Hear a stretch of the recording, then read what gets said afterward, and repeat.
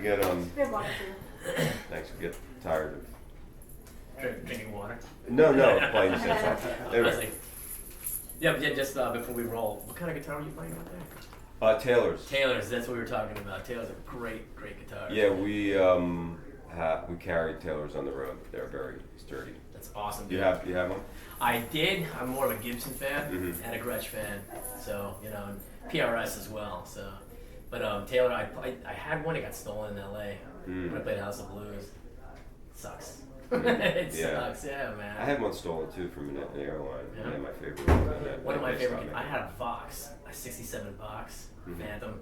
That one got hijacked as well. But Wow. it happens, man. It happens. Whenever you're ready. Okay, I'll turn this light on. Yeah, man. All right, we are on record. Okay. Yep. All right. What's going on, guys? Johnny Alonso for Click on This, and with me are Michael and Kevin Bacon. What's going on, guys? Hey, how you doing, John? Good to see you again. Yeah. Good to see you, man. Good to see you again from Sundance. That's And right, that's yeah. 2015. Okay. Yeah, it's been a while. Yeah. So let's just start from the top, man. We're gonna rewind to the early days. Let's talk about what it was like growing up in the house, and were you guys in the house, was it very strict with education, or did you guys lean toward like music and arts and the lively arts? Well, our parents didn't care about education at all, really. They didn't care about the grades.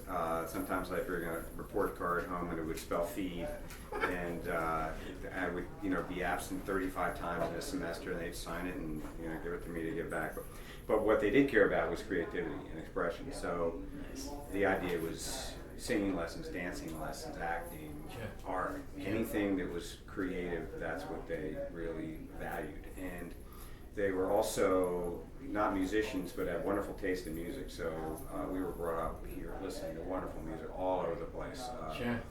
Folk music, dance music, Broadway shows, classical, rock and roll, everything. And I really, I tack into that source every day in my film composing that I feel was really placed in my brain at a very early age by our parents. That's awesome. Yeah. That's awesome. I got to throw this in. I usually don't ask questions that have anything to do with me. But I was in a band that was made up of two sets of brothers. So I have a question for you when it comes to decision making, because I know in my band it was a complete pain in the ass because no one ever wanted to step down. Everybody was related. How does it work with you guys? With you guys being in the band and the other members? I mean, is it pretty much copacetic or? I think that our sort of unwritten rule is that everybody kind of defers to the songwriter. Yeah. That being said, we have we are definitely open to a healthy exchange of ideas and thoughts. And, the guys in the band are incredibly opinionated when it comes to music. And sometimes that can drive you kind of crazy. But on the other hand, it really comes from a place of really caring. I mean, they really care a lot. They really care a lot. We were just listening to two old recordings that we played on it, and I was watching them go, oh God, I can't believe I played this. Oh, I wish I'd never played that. And it's like it's so done, you know what I mean? But it's like they really they have a lot of passion for music, and they also have a tremendous amount of musical knowledge between the four of them. So we are always interested in their opinions, and then at the end of the day, I think the two of us make the decision. Sure, right on. You guys are from Philadelphia, yeah, great city, man. Loaded with a lot of music history. Yeah. Names like Coltrane, Hall & Oates, Boyz II Men. I mean, growing up as guys from Philly, did you realize how much of an awesome city you had of musical knowledge and wealth? I mean, and did you pull from any of the bands that played there? And were you inspired by any writers and musicians from Philadelphia? Well, I don't think we were aware of it when we were growing up in it, because that was our life. But looking back on it now, absolutely. The enormous amount of diversity.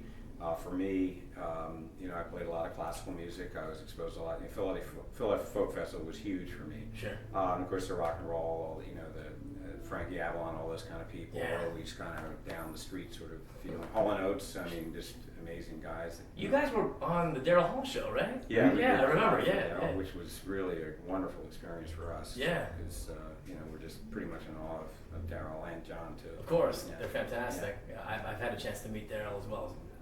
talented guy. Yeah, Super for cool. sure. Yeah. Super cool dude. You Yeah. know. So getting back to let's talk about your band. So you guys are on tour. I think you have about 8 more dates left on this leg. How's it going?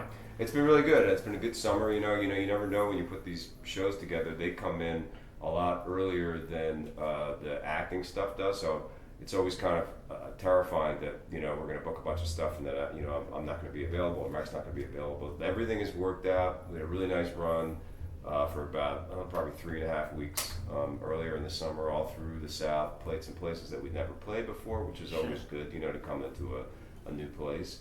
And we also have started writing, which is good. Both of us are doing some writing and also exploring some old songs and trying to switch the setup. And yeah, it's been good. It's been good, huh? Yeah. Speaking of that, writing, Michael, you guys as a band, you have 8 albums, right about 8, something like that. Yeah, it's great. Congrats. Can you tell us a little bit about the the creative process of writing your music? Yeah, it's changed over the years.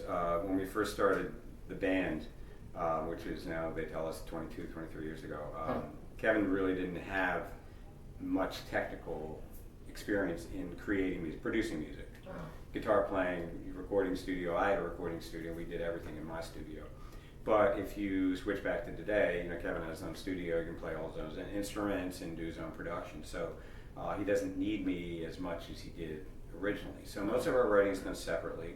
The process is, first you write the song and you decide it's okay. Then we play it for our respective wives, and that is kind of one of the most daunting parts of it.